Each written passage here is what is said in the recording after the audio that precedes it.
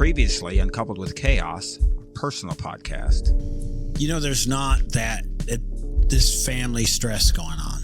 Yeah, it was nice because even when they got ready to leave, Haley said, "Oh, I know you're going to be alone tonight. Is there anything you need me to help you with that we can do since nobody will be here before we head out?" And I thought, wow, that is so thoughtful. It's all I ask, right, is that you be a part of the team. Uh-huh.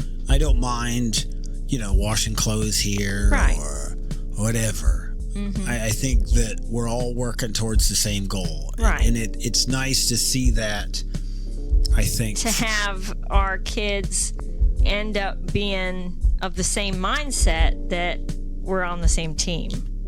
It just and we can help each other out and not give it a second thought. Yeah, there's no strings attached.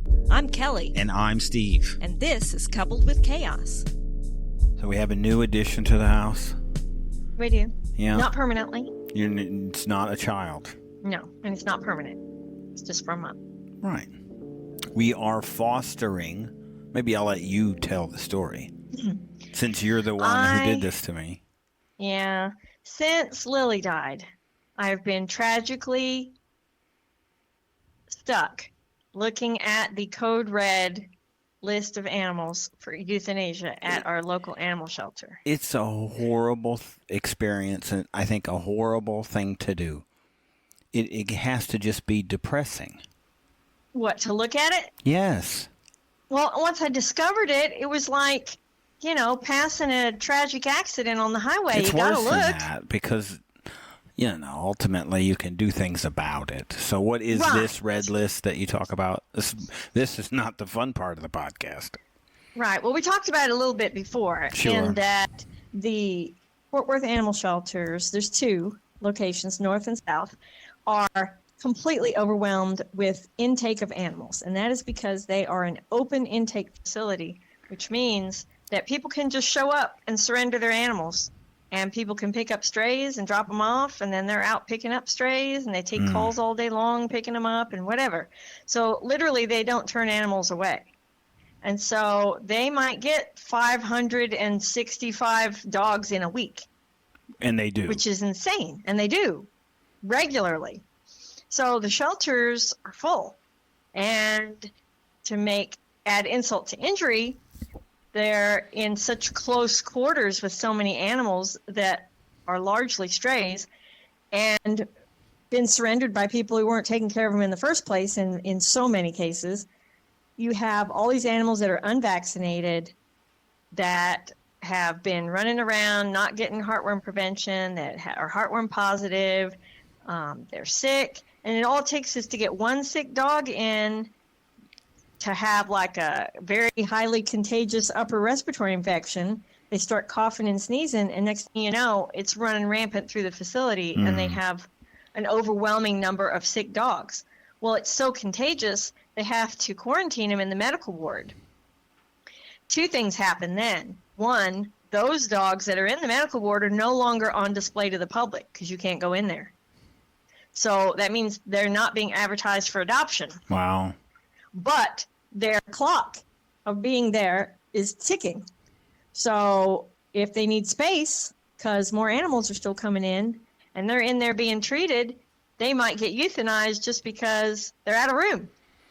Now, I think people in the shelter world, you kind of look at no-kill shelters and things like this that you hear about all the time. Right. That's what we did to get Teeny when we lived in Virginia. Mm-hmm. We had a shelter you could ride a bike to from our house. But I wanted to get animals from the no-kill shelter. So we went and drove a long way over a big bridge tunnel with a massive toll. Took all of our dogs and all of our kids, because it was required that they all be vetted with the animal, and went and chose her because she had been in there for months and nobody wanted her. But what are you supposed to do here if you get 2,000 dogs in a month?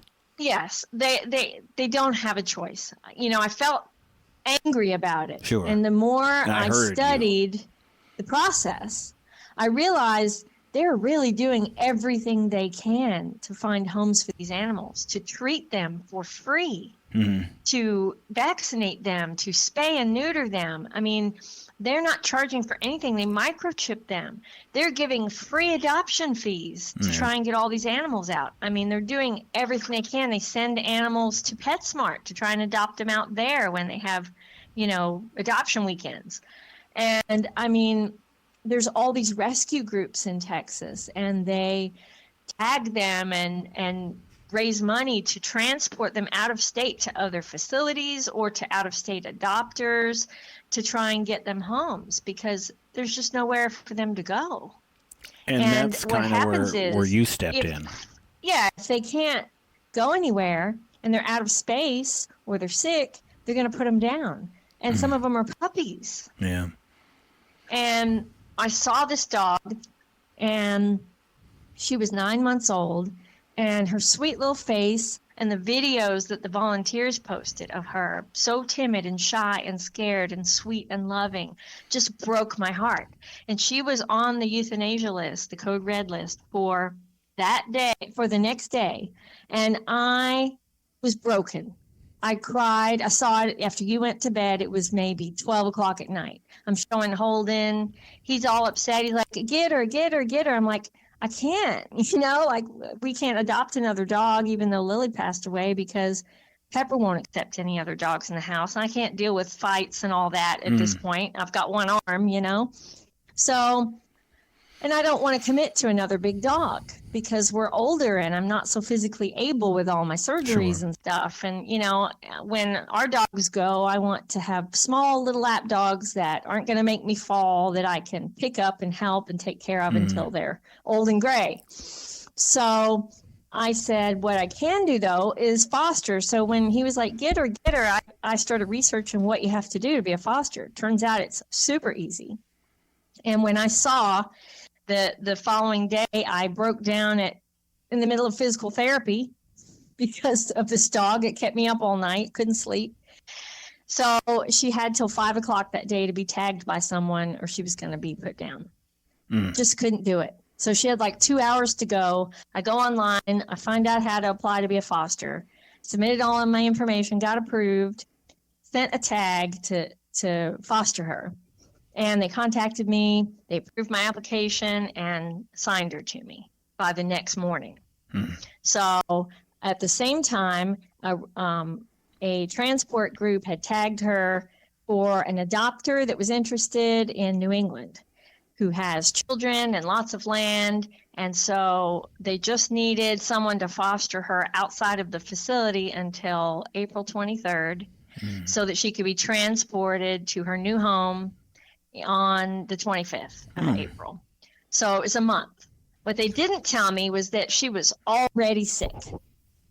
So I picked her up, had an appointment, went through all their orientation, all their training, signed all their stuff, passed their quizzes, went and signed all the paperwork, got a goodie bag of food and treats and toys for her, got a leash and a collar. They brought her out. She was so sweet. She came to me right away and we made friends.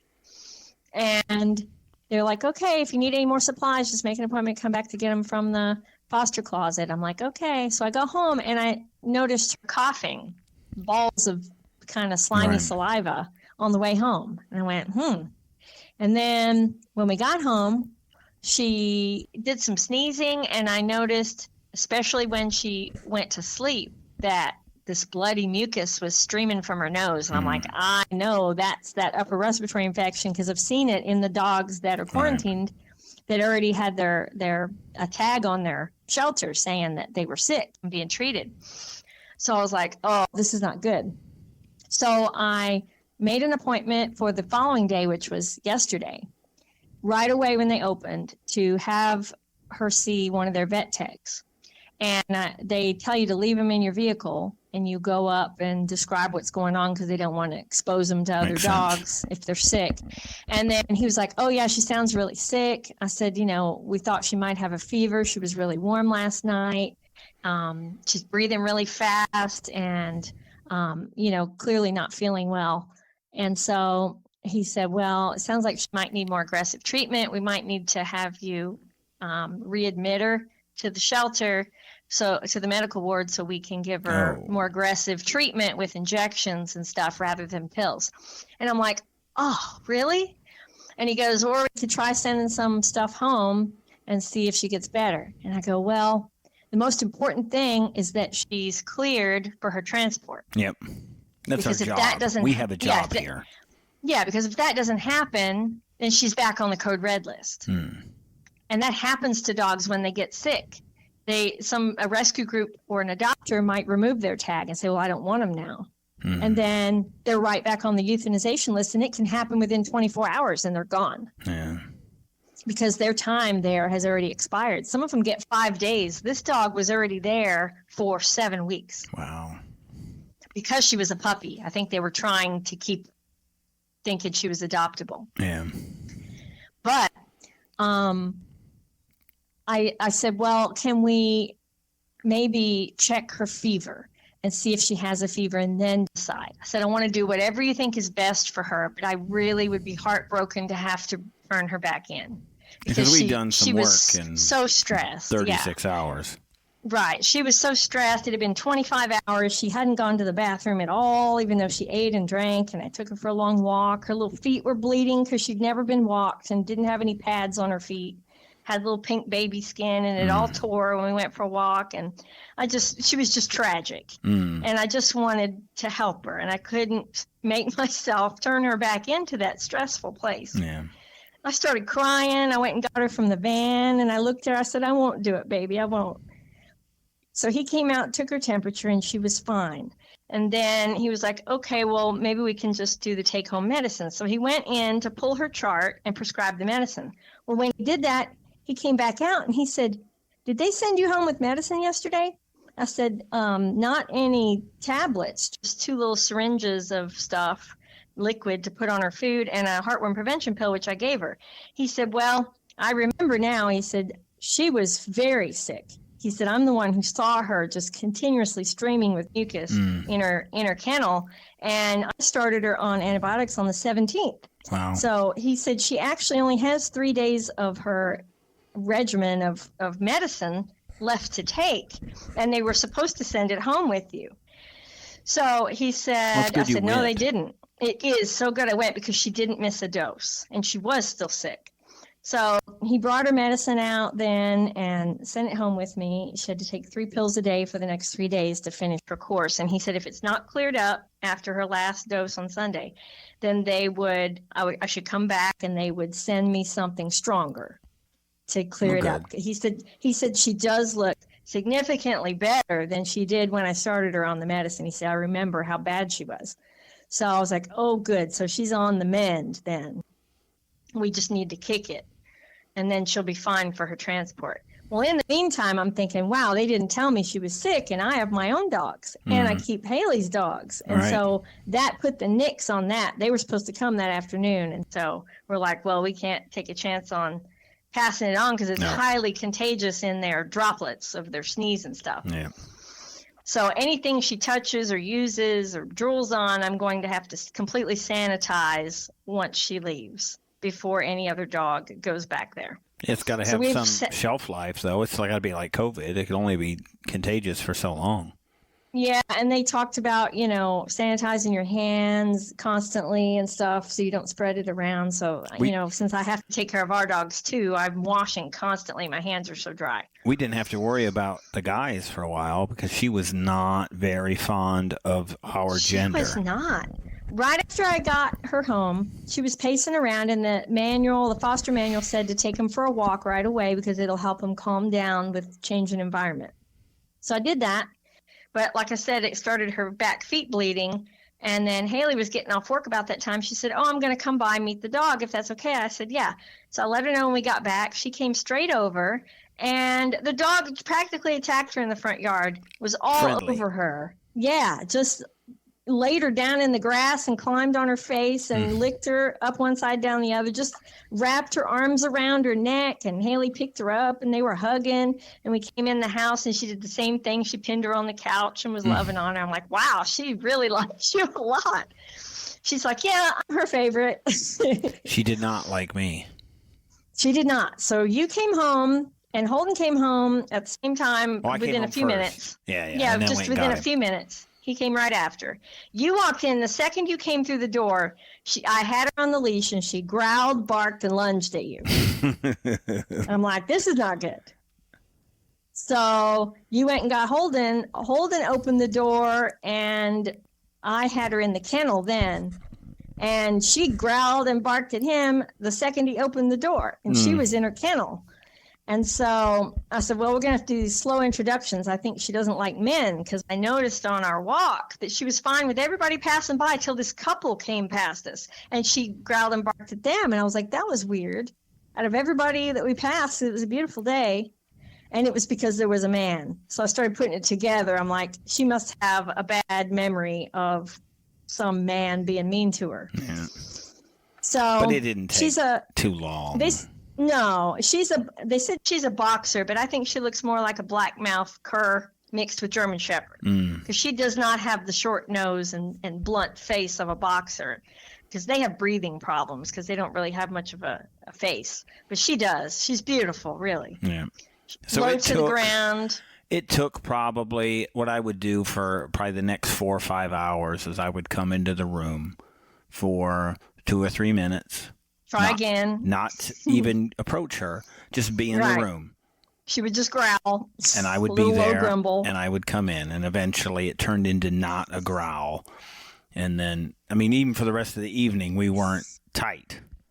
Yeah. She kept staring at you. She was wary. But Holden, he sat on the couch and let her look at him from her kennel. And then he got on the ground, and every couple minutes he would scoot a little closer and a little closer to her kennel till he just was relaxing on the floor right beside the kennel on his phone, being chill and not really giving her any attention. And then he slowly put his hand to the cage, and she sniffed his fingers. She had one paw out, and he rubbed her foot. And they kind of warmed up to each other like that. And then once he was able to reach in and pet her face, then she decided he was okay. And then she started whining to come out because she wanted to meet him. So then I let her out, and he got on the couch, and she climbed in his lap, and they were instant friends. So I figured there was hope for you then. Yeah. I was sending you pictures of the stages of him warming up to her. Well, and you want to be selfish, and you go, what? There's nothing wrong with me. But, the dog has been through so much in such a short period of time. Yeah, it was a lot. And now, I mean, after 2 days, we're pals now. Yes. And so Daniel walks in tonight. Oh, and Hayden came in that night, so and she went up behind him and introduced herself. Mm-hmm. And so she was friendly with Hayden from the start, but then Hayden came back last night with his girlfriend. She took to his girlfriend immediately, and then Hayden walked in the door, and she growled at him. And she'd already met him the night before. But it was dark, and he had his back to her, and she came up to him, so she may not have remembered. So he had to reintroduce himself, and everything was good. Then tonight, Daniel comes over, and he just moseys right in, and she comes up to him and jumps on him and loves on him right away, just like Haley. So I'm like, well, you must smell like Haley or something, because you're the only one that got a guy excuse. But we have her back room, and so Jenny is in the back room. Yeah, in the back section of the house. And so it's quarantined away from the other dogs. And so for 2 nights, I have slept back here on the couch with her on the floor. And on she gets on Lily's bed and goes to sleep like a good girl. Yeah, and she started going. Been real comfortable, I think, sleeping well, and I think she's a lot more calm. We were outside today, and a guy walked past in the yard, and she didn't react negatively. She did watch him, but she didn't growl or bark at him. So I think he wasn't coming towards her. Part of what we're supposed to do is get her healthy, right, and get her to a point where she can is socialized. Yeah, and so I think we're doing that. Yeah. And I was concerned about her not going to the bathroom so long, and he kind of palpitated her bladder and said it didn't feel super full, but he said, I may have missed it because I haven't done that in a long time. And so he said, if she hadn't gone by tomorrow, bring her back in and we'll put a catheter in and make sure we get her emptied out. I was like, okay. So I got home, and it was a long trip there and a long trip back, and I had to brake hard a couple times because of construction traffic, and she started climbing around the van and got in the back seat instead of the front, and it ended up making her car sick because she couldn't watch traffic then. And so she threw up just as we pulled in the neighborhood, and I had to go out and sanitize the van. Then I tried to get Holden to take her to go bathroom in the yard, but she wouldn't. So he brought her in. I put my stuff away. And by the time we went in the back, just a couple minutes later, she decided to empty everything. From every orifice? From every orifice. She threw up twice more, then peed a giant ocean puddle, and had 3 different piles of poop in a row. So I would clean up one and mop it, and I would just be throwing everything away, and she'd go into there and do it again. Wow. So she emptied out her whole system and really relaxed after that. I think she felt so much better, and then she was good. We're recording in different rooms. I'm back there with her now. She's asleep on the couch, on a blanket, snoring away, breathing heavy and comfortable. She likes to put her head on a pillow and stretch out on the couch. Yeah, so I feel, I think I just kind of... I feel at least good about what we're doing. I know we cannot, at this point, we can't have a third dog just because of our second dog, or our old third dog is now our second dog, I guess. But I still think we can. I think a part of all these other dogs around will desensitize her a little bit. Yeah, I do. I think we're probably being a bit too cautious. With everybody. And so I think if we spent some time doing it, we could integrate everybody. And I think she's just going to have to be, no matter what, she is the alpha in the house. Right. I just don't want her to go around proving it.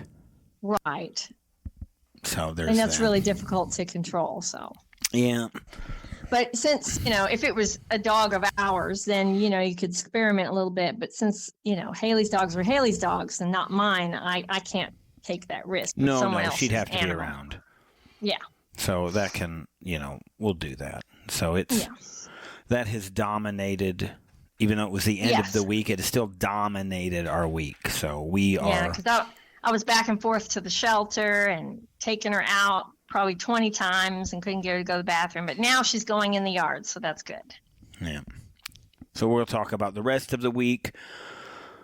And I guess even the impact of this on everything that we do, because all things impact us because we're old, and that's what happens. Yeah. So she turns out to be a little booger because she chewed through 2 leashes yesterday while on them. Now she's healthy and happy, and now we have realized that she is a puppy doing things that puppies do.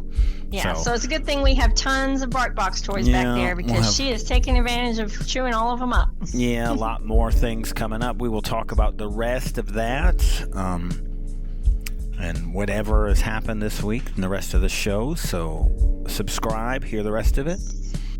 Thank you for listening. You can listen to the rest of this episode by subscribing to our Coupled with Chaos channel on Apple, by subscribing to our Patreon, or by subscribing to our Supercast for $3.99 a month, where you can hear us talk about reality shows, real life, and more on our podcasts, covering shows airing on TLC, A&E, Bravo, and the WE Network. Just follow the instructions in the show notes. Tell your friends about this podcast. And rate and review us on your favorite podcast player. Follow us at Coupled with Chaos on all the socials. Or contact us directly by email at coupledwithchaos@gmail.com.